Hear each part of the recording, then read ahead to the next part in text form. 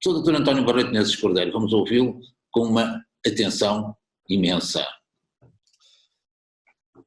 Muitíssimo obrigado, Sr. Professor, saúde a todos os meus colegas, saúde à audiência, esperemos que no final deste mês estejamos todos cá fora, vamos avançar então a todo o gás.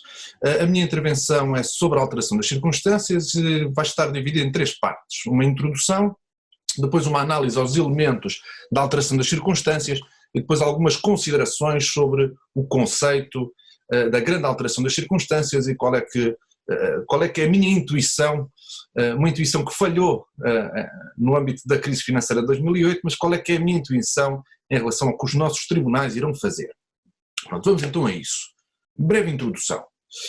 Desde a entrada em vigor do Código Civil de 66, portanto, o Código Civil Português que está em vigor, que o direito civil português e o direito privado português pode ser caracterizado como sendo um direito civil social. Okay? Significa o quê?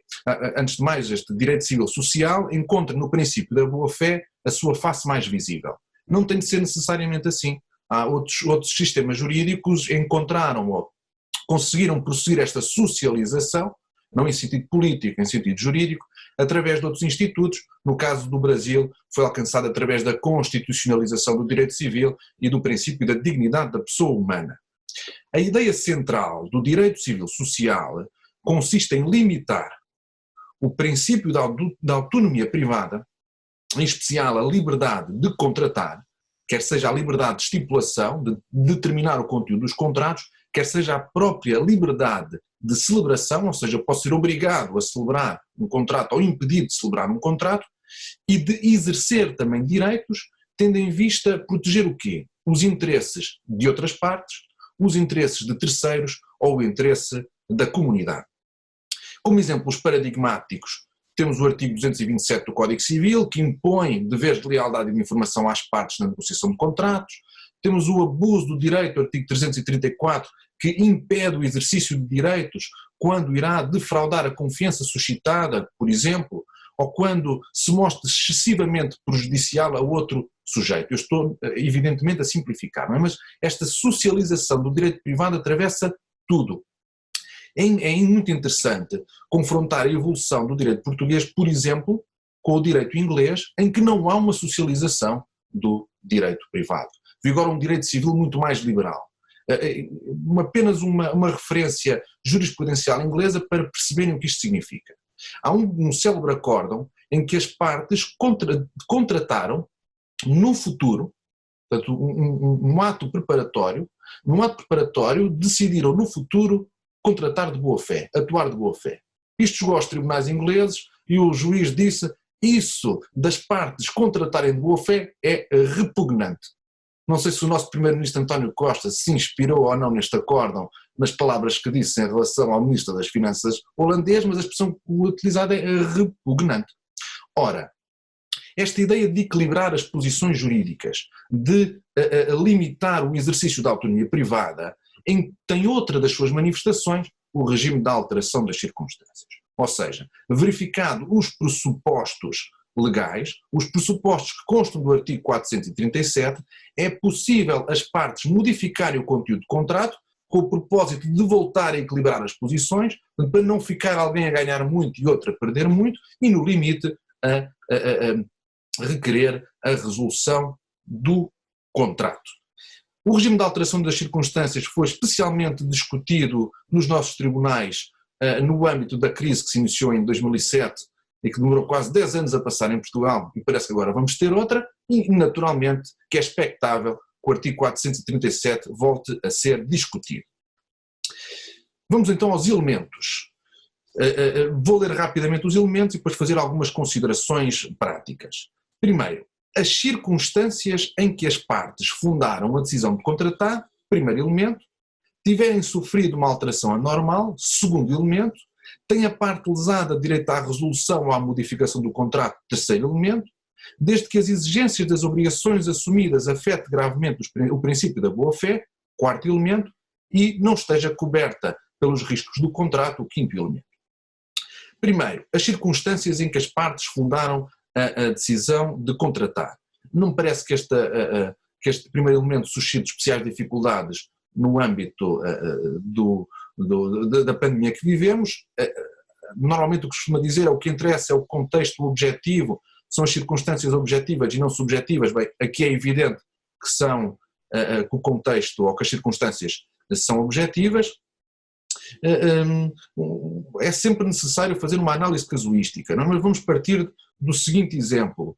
Temos um contrato de fornecimento, em que foi celebrado por um período de 1 ano, as partes estabeleceram as quantidades, estabeleceram o preço, estabeleceram todas as condições. E elas contrataram com base no quê? Numa determinada realidade do funcionamento da oferta e da procura, quer seja na restauração, hotelaria ou quer que seja, contrataram com base numa determinada realidade. Essa é a circunstância objetiva. Agora, segundo elemento, esta circunstância objetiva sofreu uma alteração anormal. Aqui o critério da anormalidade é preenchido através da expressão imprevisibilidade. É anormal aquilo que é imprevisível. Exemplo, se este mesmo contrato de fornecimento tivesse sido celebrado em 2018, vamos imaginar, as condições e as quantidades fornecidas são as mesmas. E o contrato reporta-se a um estabelecimento comercial no Algarve. O contrato é celebrado na primavera, funciona tudo perfeitamente, chega ao inverno e uma das partes vem dizer: ai meu Deus, no inverno não há turistas no Algarve, isto é totalmente imprevisível, não estava à espera e por isso se peça a modificação do contrato. Esse logo que não pode ser. Portanto, tem de ser uma alteração anormal, uma alteração imprevisível. Na crise financeira, discutiu-se se era ou não era previsível a ocorrência da crise de 2007. A maior parte dos juristas considerou que era imprevisível, mas mesmo assim discutiu-se a sua previsibilidade com o argumento de que as crises são cíclicas. Dificilmente poderá ser invocado esse argumento agora, bem sei que as pandemias são cíclicas, correm na internet vários documentos dizendo que todas as décadas de 20 há sempre uma grande pandemia, mas não me parece que a imprevisibilidade seja aqui colocada em causa. Mas atenção, é necessário atender ao momento em que o contrato foi celebrado. Se o contrato foi celebrado em agosto, não há problema nenhum. Celebrado quando o vírus já está ativo na China, também me parece que não há problema. Quando começa a avançar em Itália, começam a surgir dúvidas. Quando a Organização Mundial de Saúde já vai dizer que é uma pandemia mundial, bem, quem é que pode começar agora a dizer que não sabia, não era previsível? É necessário verificar caso a caso o tipo de contrato e o momento em que ele foi celebrado. O terceiro elemento tem a parte lesada, direito à resolução ou à modificação do contrato. Eu não me vou focar nesse elemento, portanto, saltando esse elemento, o que permite verificado ou preenchidos aqueles requisitos, o que é que as partes podem fazer. Vamos para o quarto elemento, desde que a exigência das obrigações assumidas afeta o princípio da boa-fé. O princípio da boa-fé no direito português está presente de forma tão forte, que mesmo naqueles institutos, como a da alteração das circunstâncias ou da culpa em contraente, que em outros ordenamentos jurídicos, com o seu desenvolvimento, perderam as amarras com a boa-fé, no direito português mantém-se. Portanto, a boa-fé mantém-se como um elemento da alteração das circunstâncias, sempre presente, e permite afastar aquelas situações em que, do ponto de vista do equilíbrio, sempre de uma socialização do direito, não seriam justificáveis. Por exemplo, alterações menores, alterações sem relevância, alterações das circunstâncias que não têm qualquer impacto ao nível dos danos. Também não me parece que vai levantar qualquer problema, sempre salvaguardando a ideia de que é necessário analisar casuisticamente. Finalmente, o risco, e não esteja coberto pelos riscos do contrato. Este último elemento foi o elemento mais discutido pela jurisprudência da crise, no âmbito especialmente dos contratos de swap, e o que se discutia basicamente é: será que aqueles contratos de swap previam a situação em que as taxas de juros desciam em flecha para níveis zero ou próximo de zero, e depois discute-se sim ou não, e foi aí que os nossos tribunais superiores mais discutiram. Será que no caso da presente pandemia este elemento vai ter esta preponderância? A minha intuição é que não, e que não pelo seguinte: primeiro, os litígios não vão envolver aparentemente estes contratos de financiamento. E se envolverem, como as taxas de juros já estão tão baixas, não me parece que possa ser que tenhamos uma repetição do mesmo argumentário. Segundo, a maior parte dos contratos onde, neste momento, a questão se tem colocado, respeita a contratos de fornecimento, de arrendamento, prestações de serviço mais comuns e dificilmente aí poderá ser dito que o contrato cobre aqueles riscos. Portanto, não cobre e, portanto, à partida, eu teria, com todas as cautelas, preenchidos todos estes elementos. Portanto, todos os elementos eu daria por preenchidos com as devidas cautelas referidas. Agora, qual é a relevância de ser uma grande ou uma pequena alteração das circunstâncias? A expressão, ou o conceito de grande alteração das circunstâncias foi cunhado na década de 40 ou 50 pelo jurista alemão Kegel, que se notabilizou no estudo do direito internacional privado. E a ideia é bastante simples, é bastante intuitiva. Temos grandes alterações das circunstâncias, grandes crises, guerras mundiais, grandes pandemias, e depois temos as pequenas alterações das circunstâncias que ou afetam um contrato ou afetam um conjunto de contratos, mas não afetam a sociedade enquanto um todo. Okay? Será então o presente momento enquadrável no conceito de grande alteração das circunstâncias? Sim. Da mesma forma como a crise financeira de 2007 poderia ser enquadrado nestes termos, mas reparem, o elemento agora que interessa não é apenas a parte expositiva. Okay? Temos grandes e pequenas. A pandemia enquadra-se na grande. Agora o que interessa saber é qual é que é a relevância desta denominação. Dizer que a crise financeira é uma grande alteração das circunstâncias, que a Segunda Guerra Mundial é uma grande alteração das circunstâncias, que o coronavírus ou a crise que advém do coronavírus é uma grande alteração das circunstâncias, agora precisamos saber qual é que é a relevância jurídica disto. Do ponto de vista expositivo é apelativo, do ponto de vista da construção da própria exposição é interessante, mas tem relevância jurídica. 3 dúvidas. Primeira dúvida. O artigo 437 aplica-se a todas as alterações, pequenas ou grandes, e a resposta, parece-me inequívoca, é aplica-se a todas. Não há nenhum elemento, aplicando o artigo 9 do Código Civil, que permita dizer que o artigo 437 não se aplica às grandes. Não há trabalhos preparatórios, não há elemento teleológico e não encontro nenhuma razão que diga claramente que as grandes alterações não estão cobertas. Okay? E, portanto, à partida estão. Os nossos tribunais nem sequer põem essa dúvida.